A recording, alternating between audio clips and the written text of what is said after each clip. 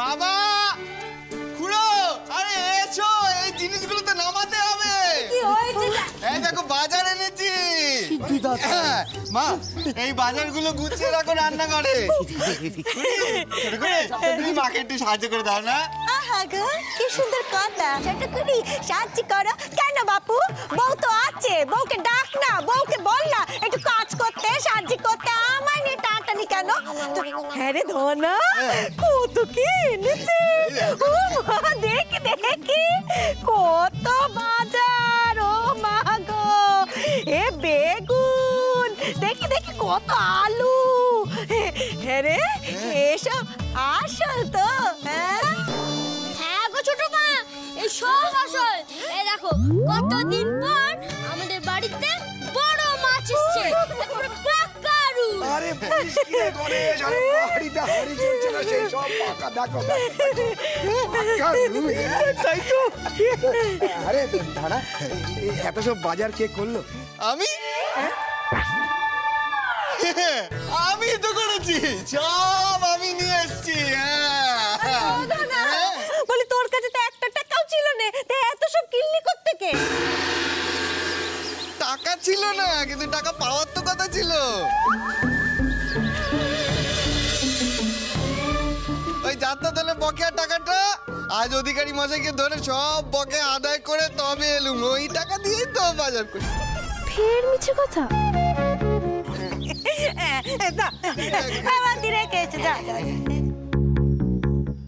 ফুলিদি তোমার দিকে কিভাবে তাকিয়ে আছে দেখো। মনে হচ্ছে বাড়ির সবাই আজকে সব জেনে যাবে যে তুমি কত বড় অভিনেতা।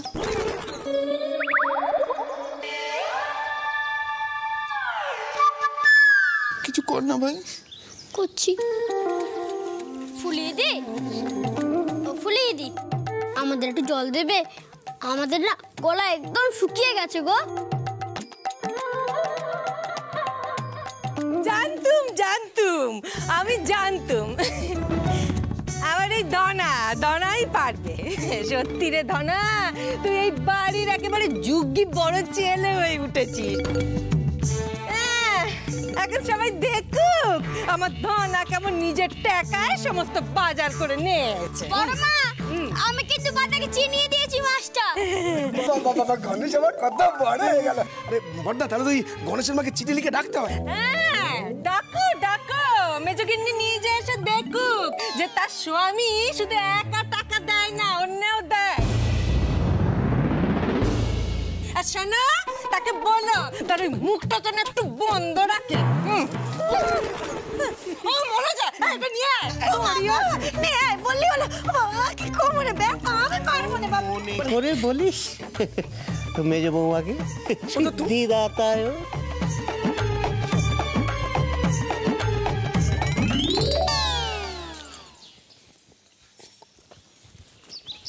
ফুলিদি, তুমি রাগ করো না।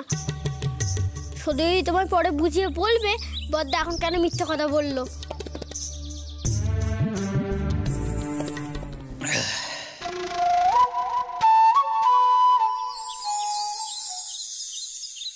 এবার তুই বুঝতে পেরেছিস তো বদ্দাকে কেন মিথ্যা কথা বলতে হয়েছিল? দেখ, কে টাকাটা দিয়েছিল সে কথা আমি কাউকেই বলতে পারবো না। এদিকে তো সংসারে চালাতে হবে, সেই কারণে একখানে মিথ্যে কথা বলতেই হতো। তাই বদ্দাদা, তুই দেখিস খুব তাড়াতাড়ি বদ্দাদের স্বপ্ন পূরণ হবে, আমাদের সংসারে শান্তিও ফিরবে। বদ্দাদা, কবে যাত্রা হবে বলুন তো? দাঁড়াও, শুধু আমার সব কেমন যেন গুলিয়ে যাচ্ছে। এত কাজ আমি একসাথে কি করে করব সেটাই ভাবছি। এই যে অধিকারীকে দেখেছো তো, ওর কত লোক, এক একটা লোক এক একটা কাজ করে, কিন্তু আমায় সব কাজ একসাথে করতে হচ্ছে। এই পালা লিখতে হবে, তারপরে পোশাক নিয়ে ভাবনা চিন্তা করতে হবে, আলোর পরিকল্পনা করতে হবে, গান বাঁধতে হবে, কত কি। এত কিছু করতে হবে? আমি তো ভাবলাম শুধু মঞ্চে লাফিয়ে কয়েকটা কথা বললেই হয়ে যায়। অত সহজ নাকি রে? কিন্তু বদ্দাদা, আপনি তো বলেছিলেন শুধু টাকা হলেই হয়ে যাবে। হ্যাঁ, হবে হবে তো, কিন্তু তার জন্য একটা পরিকল্পনা তো করতে হবে। আমি জানি না বড়দাদা, যেভাবে হোক 4টে দল করতেই হবে। আপনি বলুন নে আমাদের কি করতে হবে। উনি কিছুই পারেন রে শুধু, সেই সময় তো খুব বলছিল পারবো পারবো, এখন মাথায় আকাশ ভেঙে পড়েছে। আহ ফুলি, এমন করলে তো বড়দাদা কিছুই ভাবতে পারবেন না। তুই আমার সঙ্গে এসে চল। বড়দাদা, আপনি এক কাজ করুন, যাত্রার জন্য টাকা সরিয়ে রেখে বাকি টাকাখানা আপনি দাদুকে দিয়ে দিন, তাহলে দাদু চিন্তা কমে যাবে। আচ্ছা, যাচ্ছি।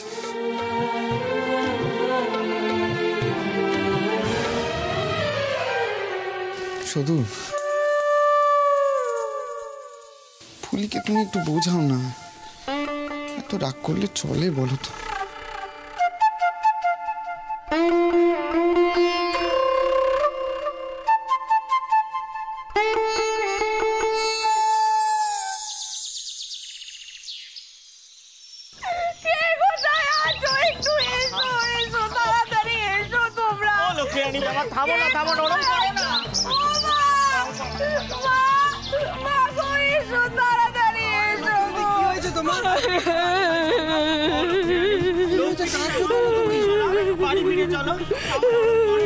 আমি যাবো না, আমি কিছুতেই যাবো না, আমি যাবো না, আমি খাবো না, আমি কোনো কথা বলবো না। আমার এক কথা, আমি খাবো না, আমি যাবো না, আর আমি কথাও বলবো না, সব মিলিয়ে 3 কথা। আচ্ছা দিদি, তা তুমি কথা বলছো? বস তো মা, বস বস। বল কি হয়েছে এবার, বল তো মা, কি হয়েছে বল। লক্ষ্মী দিদি কেঁদো নেকো, এই নাও যে খেয়ে নাও। আমি বলি কি নাচ জামাই, লক্ষ্মী তো কিছুই বলতে পারছে না, খালি কেঁদে যাচ্ছে। তুমি বলো তো ব্যাপারটা কি হয়েছে?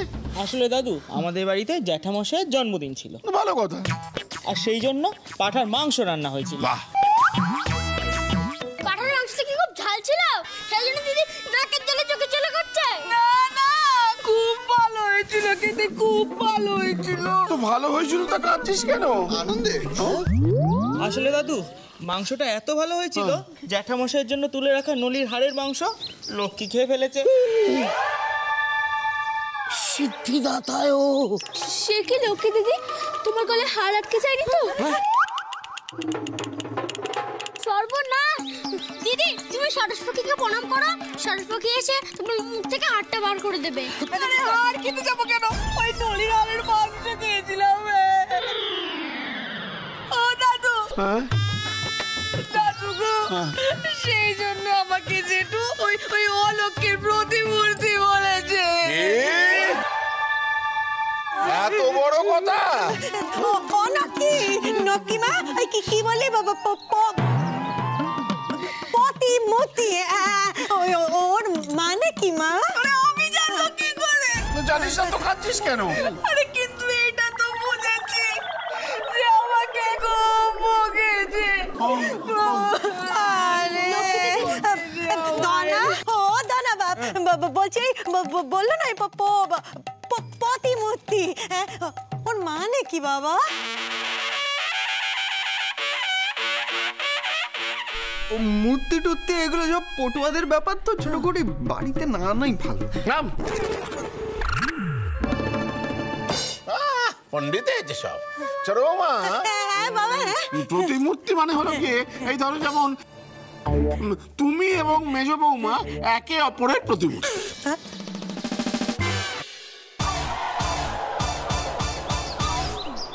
বুঝলে? বুঝে গেছি। কি বুঝলে? বাবা, আমি মনে হয় কথাটা বুঝতে পেরেছি। আরে এখানে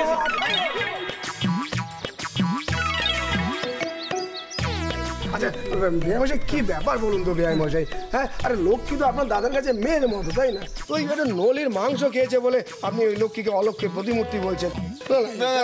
আমি একটা কথা বলি, আমি কাল সকালটা একটু বাইরে যাচ্ছি, আমি ফিরে আসি, তারপর একটা দিন ধার্য করি, সেদিনকে আপনারা সবাই মিলে এখানে আসুন, আমি ওনার জন্য একটা পাড়ার 4টে নলির হাড় খাও। খাইছে আমার টেহাত শ্রাদ্ধ করে নলি খাও খাওয়া আমার কি? শুধু আসলে পেলেই আমি সুপ। জ্যাঠামশাই, লক্ষ্মী দিদি খুব কষ্ট পেয়েছে। আমি জানি মা, জানি ভুল তো একটা হয়েইছে। একটা কথা বলছি, দেখুন ও তো আমাদের বাড়ির নক্কি রানী। তো দেখবেন এইভাবে যেন ওকে কেউ না বলে, এই আর কি। হ্যাঁ মশাই, মানছি যে আমাদের মেয়েটা একটু খেতে ভালোবাসে, কিন্তু তাই বলে এইভাবে ওকে বলাটা কি ঠিক হয়েছে? আপনারা জানেন না, যারা খেতে ভালোবাসে তাদের মন বড় হয়। জানি বাবা, জানি কাজটা আমাদের ঠিক হয়নি। আসলে কি জানেন, বড়দা আমাদের বাড়ির বড় তো, ওনার মুখের ওপর আমরা কোনো কথা বলতে পারি না। আমি এখন মানিককে ফিরিয়ে নিয়ে যাচ্ছি। হ্যাঁ, আর দাদার হয়ে আমি আপনাদের কাছে ক্ষমা চেয়ে নিই। বড়দা ডাকটা একটু কমুক, উনি নিজে এসে লক্ষ্মীকে আমাদের বাড়িতে নিয়ে যাবেন। আপনি শুধু মনে রাখবেন, ওই নলির হাড়টা গুলো চারটে চারটে চারটে।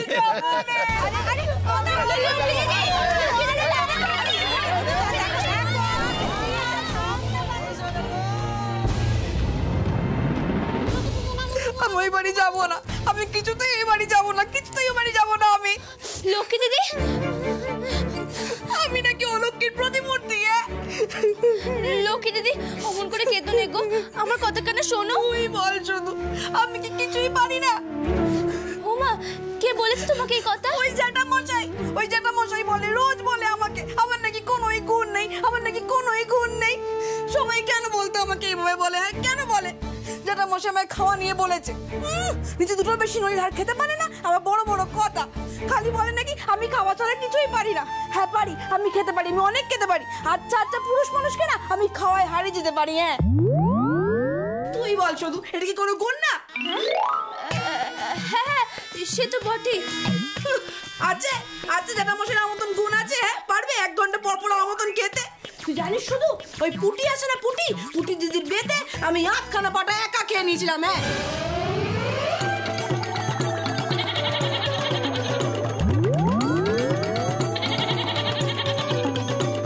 লক্ষ্মী দিদি, কি হলো তোমার? লক্ষ্মী দিদি, এই শুধু আমি সবাইকে দেখিয়ে দিতে চাই, আমি একটা জবাব দিতে চাই। খাওয়া নিয়ে অপমান আমি একদম সইতে পারি না, আর সব অপমান সইতে পারি। শুধু তুই একটা ব্যবস্থা কর, শুধু তুই এক্ষুনি একটা ব্যবস্থা কর, এক্ষুনি একটা ব্যবস্থা কর তুই।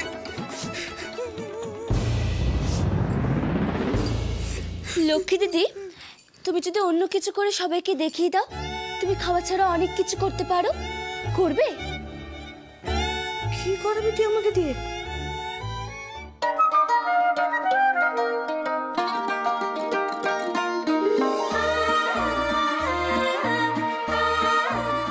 সেটাই ভাবছি। পোশাক নেব শ্যামার কাছ থেকে, আর আলো নেব ওই যে কি, ওর কাছ থেকে আলো নেওয়া যাবে না। আগের বার ধার চাইতে গিয়ে খুব প্যাদানি খেয়েছিলাম, বরং বুলটুর কাছ থেকে আলো নেবো। মা, বুলটুর কাছ থেকে আলো নিলে পোশাক আবার শ্যামার কাছ থেকে নিতে পারবো না, দুটোই তো বুলটুর কাছ থেকে। ওফ, কি যে করি। বড়দাদা, হ্যাঁ বড়দাদা, হ্যাঁ, এই নিন চা খান। আপনার কি হিসেবপত্র এগিয়েছে বড়দাদা? চলছে। বদ্দা, তুমি আবার যেন ডুবিয়ে না। দাদু বলছিল এবারে সবার নাকি একবার করে ডোবানোর অভ্যেস আছে।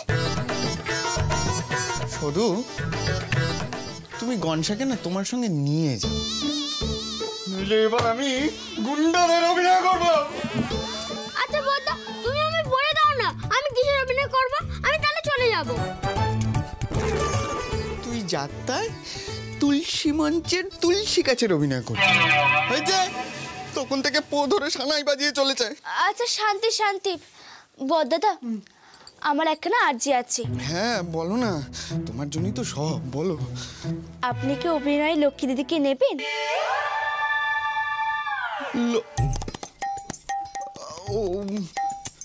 লক্ষ্মী, ও অভিনয় শুধু, তুমি বুঝতে পারছো না। ধরো ধরো শুধু, আমি লক্ষ্মীকে অভিনয় করতে মঞ্চে তুললাম, এমন সময় হঠাৎ করে ওর মাথা গরম হয়ে গেল, হাতের সামনে কিছু পেলো না, আলো ছুড়ে কাকে না কাকে মেরে দেবে। তখন কি হবে? ওরকম ভাবে হয় না শুধু, অভিনয়টা জানতে হয়, ভেতরে অভিনেতার সত্তা থাকতে হয়, যেমন আমার আছে। হ্যাঁ হ্যাঁ, তোমার তো সব গুণ আছে, কত প্রতিভা তোমার। যাত্রা দলের বাজার করতে করতে যে লোকে যাত্রা দলে অধিকারী হতে চাইছে, তার গুণ তো মানতেই হবে, তাই না? ঠাট্টা করলে আমার সঙ্গে? বদ্দা, তুমি এখন বুঝলে?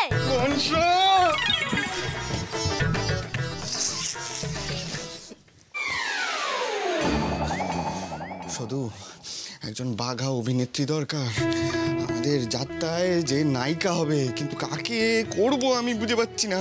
সে আপনি যাকে খুশি নিন বড়দাদা, কিন্তু তার আগে একখানা কথা বলুন তো, কোন যাত্রা হবে? এইটাই তো,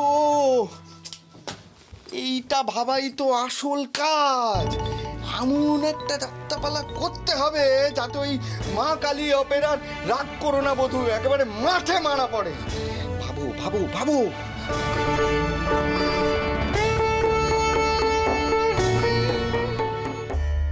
হ্যাঁ বড়দাদা, আপনি বেহুলা করবেন? বেহুলা খুব খাসা পালা হবে। খাসা খাসা পালা হবে, খাসা পালা হবে, বেহুলা বেহুলা।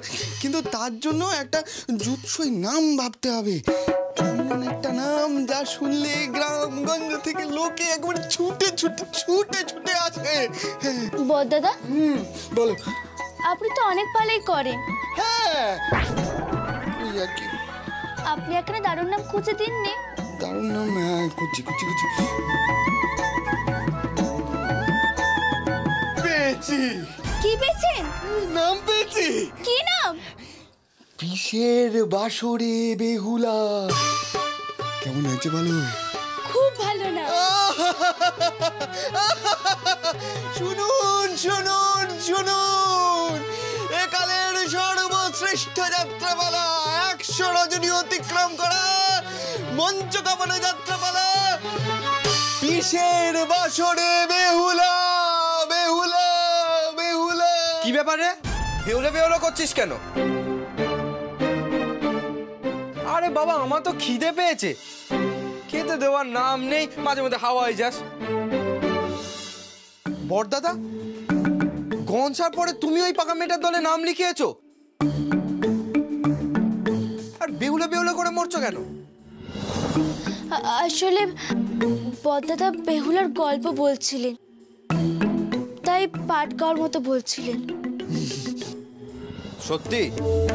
হ্যাঁ হ্যাঁ সত্যি। তুমিও গল্প শোনো নে। আচ্ছা, তোমার কতটা খিদে পেয়েছে? এরা আজকাল এত একজোট হচ্ছে কেন আমায় বাদ দিয়ে?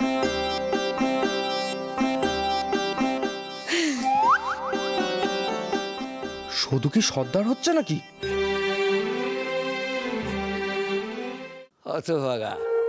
অথবা ভেবেছে ও তামাক সেজে না দিলে আমি তামাক সাজতে পারবো না। করালি সাধুর মুখুজ্জে, করালি সাধুর মুখুজ্জে কারো পরোয়া করে না।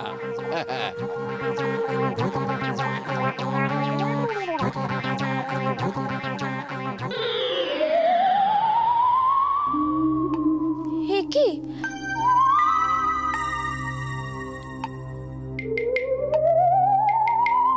আগুন জ্বলছে নাকি? এই সেরেছে, এখন যদি পাগলের গোষ্ঠীকে ঘরে ডেকে আনে তাহলে বিপদ। ও, তার মানেটা ভূত দাদু খান। ভূত দাদু, আপনার আশীর্বাদের জন্য আমরা টাকা পেয়েছি। এখন যাত্রার জন্য হিসেব নিকেশে শুরু হয়ে গেছে। আচ্ছা ভূত দাদু, আপনার কি তো অনুমতি আছে? মেয়েটার কথা শুনো, অনুমতি চাইছে।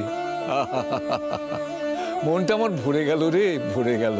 যা, আমি অনুমতি দিলাম। যা, দেবেন ভূত দাদু অনুমতি? নিশ্চয়ই দেবো, দেবো দেবো দেবো। কিছুই তো বুঝতে পারছি না। আরেকটা কথা ভূত দাদু, আপনি যদি অনুমতি দেন তাহলে আপনি গড়গড়ে টানবেন। আরে বাবা, যদি আপনি না দেন তাহলে আপনি নলটা ফেলে দেবেন। কি বুদ্ধি, কি বুদ্ধি! আচ্ছা বল বল বল। ভূত দাদু, নবাপুত্রকে কি আমি কথাখানা বলবো? ও তো বারে বারে একখানা কথাই জিজ্ঞেস করে চলেছে।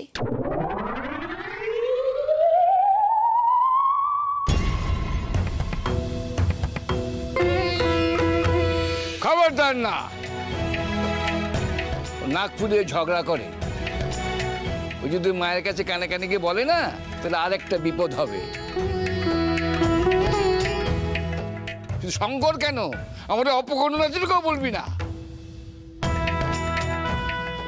বলবো না ভূত দাদু? না,